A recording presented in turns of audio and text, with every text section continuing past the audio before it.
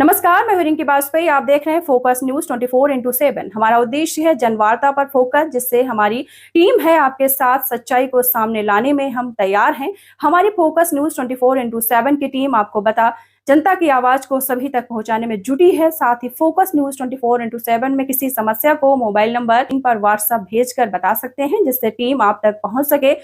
आइए रुक करते हैं अगली खबर का। उत्तर प्रदेश सरकार श्री श्याम बिहारी गुप्ता जी को उनके उद्बोधन के लिए। भारत माता की। हम कहेंगे गर्व से कहो, आप कहेंगे हम किसान हैं। गर्व से कहो, गर्व से कहो। आज कृषि के क्षेत्र में ज्ञान विज्ञान प्रयोग इनका आदान प्रदान करने के लिए आयोजित सराहनीय लक्ष्मीबाई केंद्रीय कृषि विद्यालय में हम सबके मार्गदर्शक, अभिभावक और विषम परिस्थितियों में पैर में फ्रैक्चर होने के बाद भी आज आप हम सब का मार्गदर्शन करने के लिए यहाँ उपस्थित हैं। परम आदरणीय माननीय कृषि मंत्री सुरता शाही जी, जोरदार ताली बजाकर हम लोग स्वागत करते हैं। देखिए, ये इच्छा शक्ति, दृढ़ इच्छा शक्ति होती है कि परसों हमारे माननीय स्वतंत्र देव जी ने मना किया कि भाई साहब आपके पैर में चोट लगी, डॉक्टर ने आपको आराम करने के लिए कहा है, आप मत जाइए।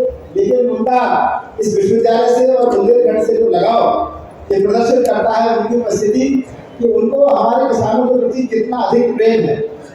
और आज हम सब के मध्य में हमारे इस विश्वविद्यालय के कुलपति आदरणीय डॉक्टर ए.के. सिंह साहब, हमारे विशिष्ट अतिथि आदरणीय रवि शर्मा जी, बहन रमानंदन दीदी एमएलसी विधायिका, बहन रश्मि आला दीदी, कृषि आयुक्त आदरणीय पी.के. सिंह साहब, आदरणीय निदेशक शोध आदरणीय डॉक्टर एस.के. चतुर्वेदी जी, हमारे इस क्षेत्र के कृषि के जॉइंट डायरेक्टर और निदेशक प्रसार उपस्थित, हमारे शेरपाल सिंह जी जो पद्मश्री हैं, और हमारे आदरणीय गोपाल दास पालीवाल जी उपस्थित, सभी विश्वविद्यालय के सभी परिवार, विभिन्न शोध संस्थाओं से आए हुए सभी वैज्ञानिक, उपस्थित किसान भाइयों और बहनों, हम सब बुंदेलखंड के लोग बहुत सौभाग्यशाली हैं कि आज हमारे प्रदेश के जो मुखिया हैं और हमारे देश के जो मुखिया हैं, तो दोनों महान संत हैं, और उन्होंने बुंदेलखंड के लिए तो ऐसी परियोजनाएं लागू की हैं जिससे आने वाले समय में बुंदेलखंड केवल उत्तर प्रदेश ही नहीं, देश और दुनिया में अपना नाम करने वाला है। एक आर्थिक संपन्नता में और जैव विविधता, प्राकृतिक संसाधनों के प्रबंधन के द्वारा ये दो परियोजना है। वो है बुंदेलखंड को श्री अन्न एमिरेट्स का हब बनाया जाना और बुंदेलखंड को गौ आधारित प्राकृतिक खेती का हब बनाया जाना।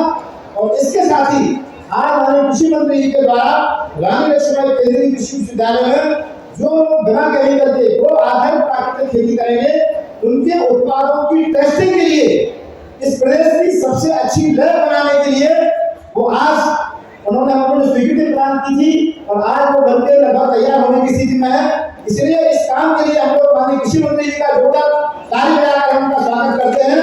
और इसीलिए हम लोग योगी आदित्यनाथ जी का, हमारे प्रदेश के माननीय मुख्यमंत्री जी, और जो मिशन माननीय प्रधानमंत्री जी ने national mission for natural farming चालू किया है, और उसका सबसे बड़ा कोई आधार बनने वाला है, वो बनने वाला है बुंदेलखंड। तो ऐसे माननीय प्रधानमंत्री जी के लिए और माननीय मुख्यमंत्री जी के जोरदार ताली बजाकर हम उनका स्वागत करते हैं।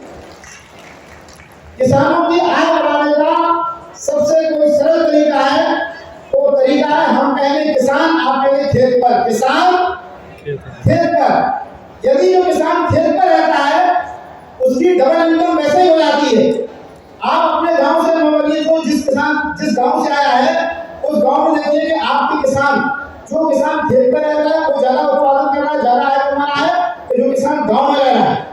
तो आज हमारे प्रदेश के पूज्य योगी आदित्यनाथ जी माननीय मुख्यमंत्री ने एक ऐसा रोल मॉडल बनाया सुरक्षा का कि अब कोई भी किसान आराम से पूरी तरह से खेत पर रहकर सुरक्षित रह सकता है, तो सुरक्षित है। तो आज किसान को अपनी आय बढ़ाने का जो पहला साधन है उसे कुछ नहीं करना है। घर में जो 50 साल से ऊपर का जो व्यक्ति है वो अपने खेत पर रहकर बढ़िया बना के रहना चालू करे, धीरे धीरे वह गाय भैंस बकरी रखना चालू करे। तो किसान यदि खेत पर रहेगा तो उसके पेड़ भी लग जाएंगे, सब्जी भी पैदा हो जाएगी, उत्पादन बढ़ जाएगा, तो आय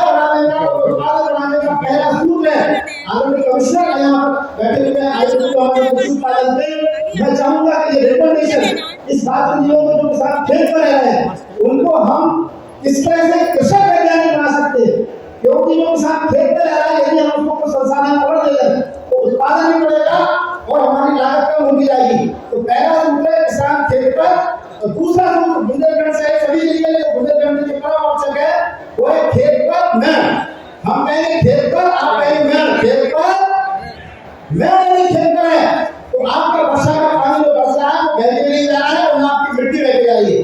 तो पहला सूत्र किसान खेत पर मेड़, और तीसरा सूत्र मेड़ पर पेड़, और चौथा सूत्र है पेड़ की सूत्र पर फलदार पेड़। क्योंकि बढ़ता हुआ तापमान ये हमारे उत्पादन को गिरा रहा है, उसका केवल यही उपाय है कि किसान खेत पर मेड़ बनाए, मेड़ पर पेड़ लगाए, फलदार पेड़ लगाए। लेकिन फलदार पेड़ और मेड़ पर पेड़ तभी संभव हो सकते हैं जब किसान खेत पर रहेगा, उधर पेड़ लगाएगा, उधर जाकर उससे पेड़ लगाएगा तो जाकर उससे चल जाएंगे। तो अगला सूत्र है गौवंश, आप कहेंगे खेत पर, गौवंश खेत पर, और गौमूत्र बहने नहीं देंगे, गोबर जलने नहीं देंगे, और जहां गोबर और कचरा वहां गोबर गैस। क्योंकि अब समय आ गया है कि मिट्टी में गिरता हुआ ऑर्गेनिक कार्बन आज भारत की सारी दुनिया की समस्या बना हुआ है। यदि ऑर्गेनिक कार्बन बढ़ाना है सॉइल में, जिस तरह से मनुष्य के अंदर हीमोग्लोबिन होता है उसी तरह से खेत के लिए जीवाश्म कार्बन होता है। तो हम कहेंगे गोबर, आप कहेंगे जलने नहीं देंगे गोबर, और हम कहेंगे कचरा, आप कहेंगे जलने नहीं देंगे कचरा।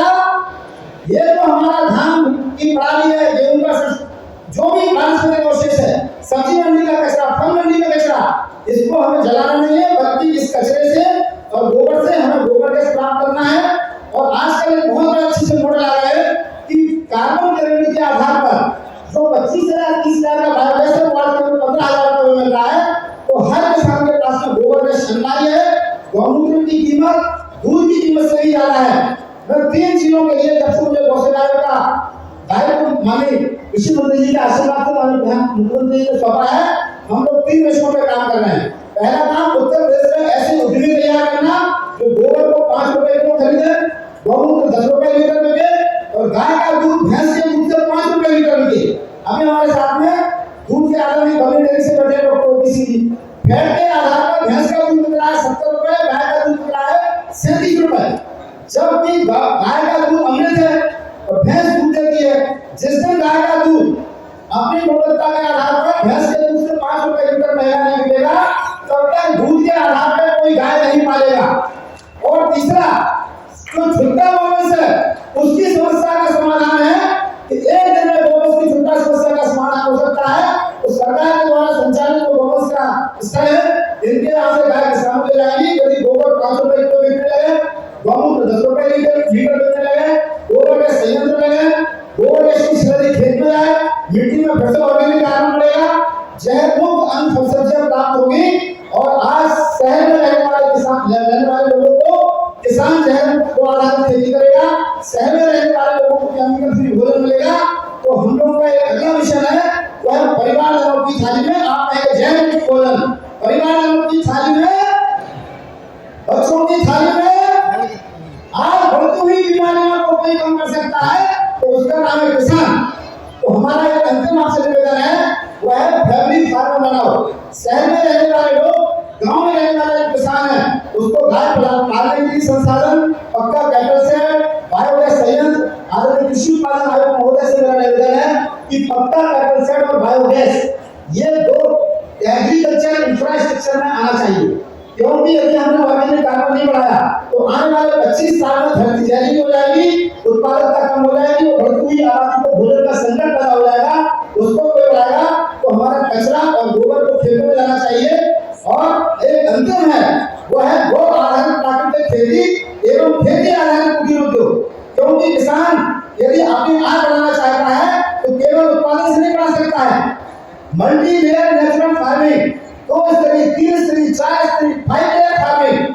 अब जमीन ऐसी नहीं बढ़ रही, जमीन ऊपर जा रही, बढ़ती हुई आबादी, इसको यदि भोजन देना है तो हमें अब मल्टी लेयर फार्मिंग करनी पड़ेगी।